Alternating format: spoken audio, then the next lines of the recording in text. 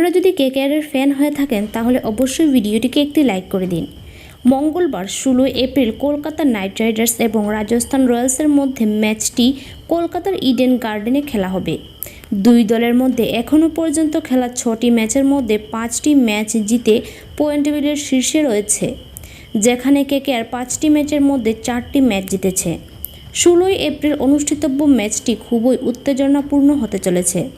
KKR এই ম্যাচে জিততে চায় এবং শীর্ষে উঠতে চায়।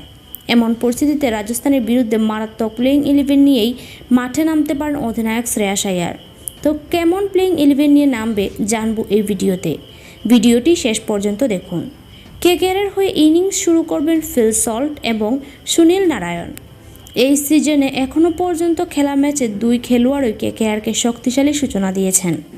এছাড়া গত ম্যাচে এলএসজির বিপক্ষে 47 বলে 89 রানের অপরাজিত ইনিংস খেলে জিতেছিলেন ফিল সল্ট।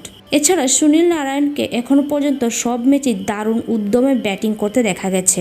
3 নম্বরে কেকেআর থেকে রঘুবংশী সুযোগ পাবেন বলে আশা করা হচ্ছে, যদিও শেষ পর্যন্ত হতাশ তিনি। এছাড়া শ্রেয়াস আইয়ার নিজের দায়িত্ব নিতে পারেন 4 নম্বরে। গত ম্যাচে 38 বলে 38 রানের ইনিংস খেলেছিলেন তিনি। ভেঙ্কটেশ আইয়ার 5 নম্বরে সুযোগ পাবেন বলে ধারণা করা হচ্ছে, যেখানে রমনদীপকে 6 নম্বরে এবং আন্দ্রে রাসেলকে 7 নম্বরে সুযোগ দেওয়া হবে। স্পিন বোলিং বিভাগের দায়িত্ব পড়তে যাচ্ছে সুনীল নারায়ণ ও বরুণ চক্রবর্তীর কাঁধে। এছাড়াও বরুণও দুর্দান্ত বোলিং করেছেন। মিচেল স্টার্ক, হর্ষিত রানা এবং বৈভব আরোরা সুযোগ পাবেন। আপনাদের কি মনে হয় একাদশ নিয়ে কি রাজস্থান রয়্যালসকে হারাতে পারবে? আপনাদের মতামতের কমেন্টে জানিয়ে দিন।